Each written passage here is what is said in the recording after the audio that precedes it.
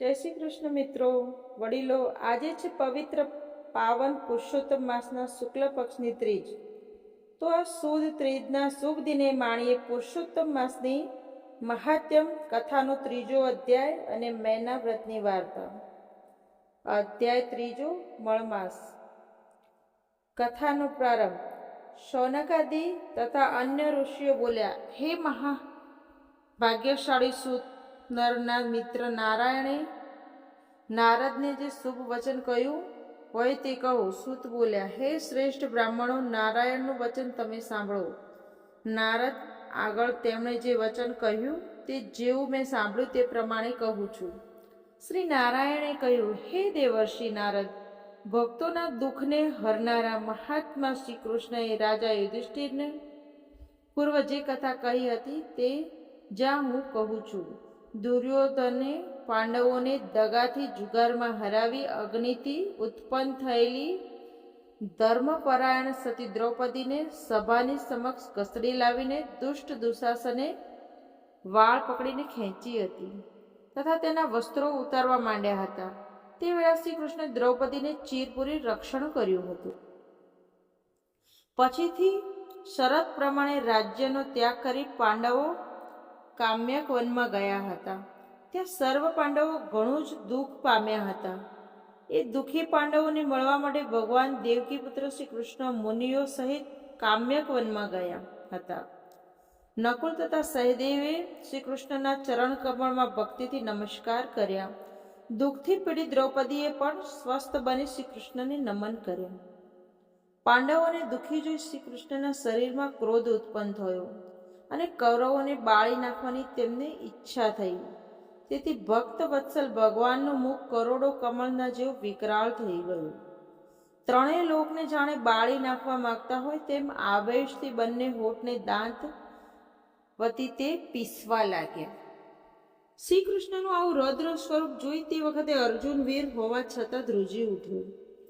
ભયથી બે હાથ જોડી અને શ્રી કૃષ્ણની સ્તુતિ કરવા લાગ્યા. હે કૃષ્ણ, આપ સર્વ કારણોના પણ કારણ અને વેદો તથા વેદોના અંગરૂપ સ્વરૂપ શાસ્ત્રોના બીજના પણ બીજરૂપ છો.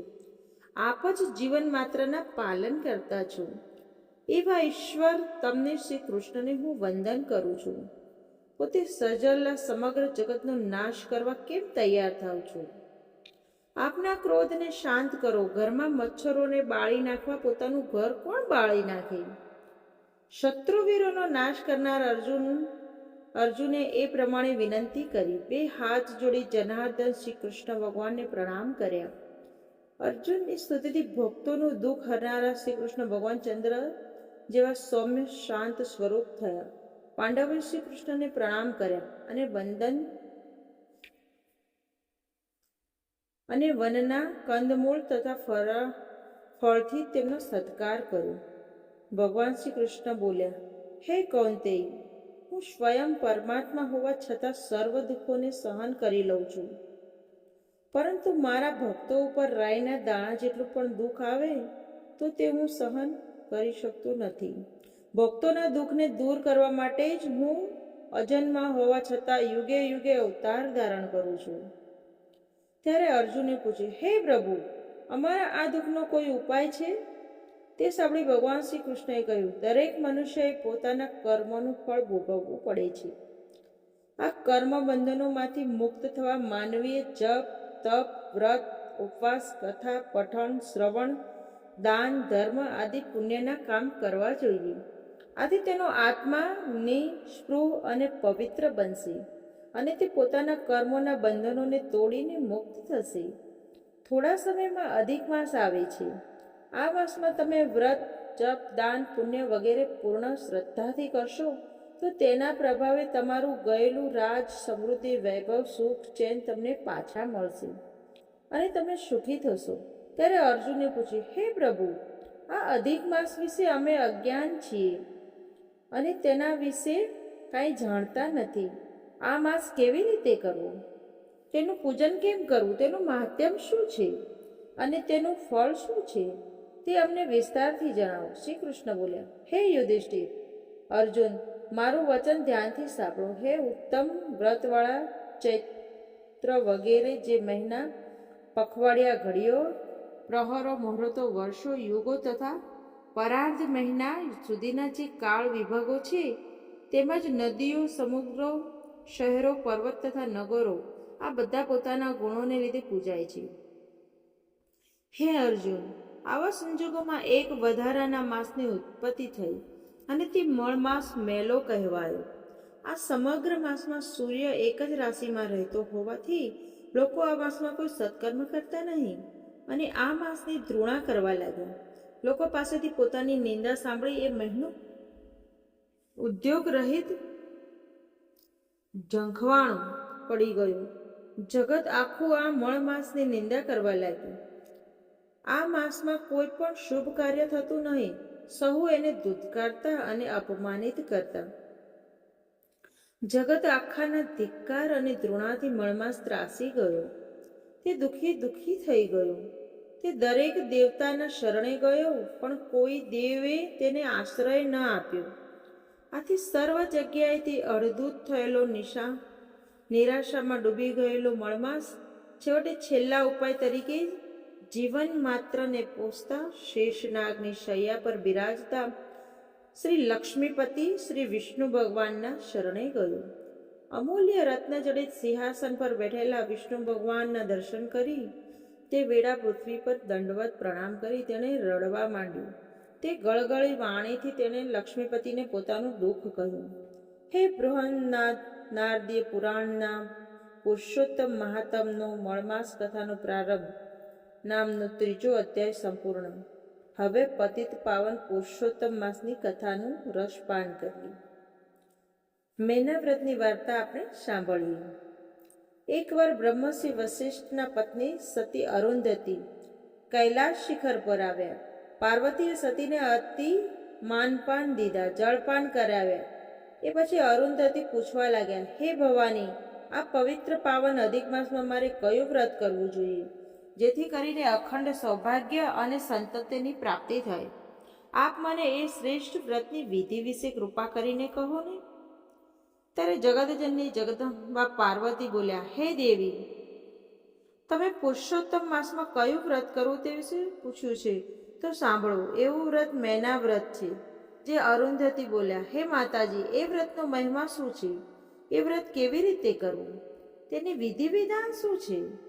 અને તે વ્રત કરવાથી શું ફળ મળે છે, તે મને વિગતથી જણાવો. પાર્વતીજી બોલ્યા, એકવાર હું અને શિવજી સોગઠે રમતા હતા, ત્યારે મારા માતાજી મેનાવતી પધાર્યા. મેં તેમનું સારી રીતે સ્વાગત કર્યું. તેમના ખબર અંતર પૂછ્યા. ત્યારે મારા માતાજી બોલ્યા, હે દીકરી, તું જગત આખામાં પૂજાય છે. દેવો, અસુરો અને મનુષ્ય તારી પૂજા આરાધના કરી છે. મને એ જોઈ ઘણો જ આનંદ થાય છે. જ્યારે હું તારી માતા હોવા છતાં પણ મને કોઈ ઓળખતું નથી, તો પૂજા આરાધના કરવાની વાત જ ક્યાં આવી? તું 12 માસ પૂજાય ને મારા માટે વર્ષમાં એક દિવસ પણ નહીં? આ કેવું કહેવાય? માતાજીની ફરિયાદ સાંભળી હે સતી, મેં તમને કહ્યું, હે માતાજી, પુરુષોત્તમ મહિનાની શુક્લ પક્ષની ત્રીજ તમારી કહેવાશે. જે કોઈ નર નારી પૂર્ણ શ્રદ્ધા અને ભક્તિથી તમારું વ્રત કરશે, એના સંપૂર્ણ મનોરથ પૂર્ણ થશે અને તે સુસંતતિ અને શ્રેષ્ઠ સંપત્તિને પ્રાપ્ત કરશે.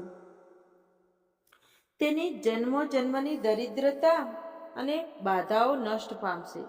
અને જે સ્ત્રી આ વ્રત કરશે તેનો ચૂડો ચાંદલો અખંડ રહેશે અને તે અખંડ સૌભાગ્યને પ્રાપ્ત કરશે. અરુંધતી બોલ્યા, હે જગદંબા, હવે આ વ્રત કેમ કરવું તેનું વિધિ વિધાન જણાવો.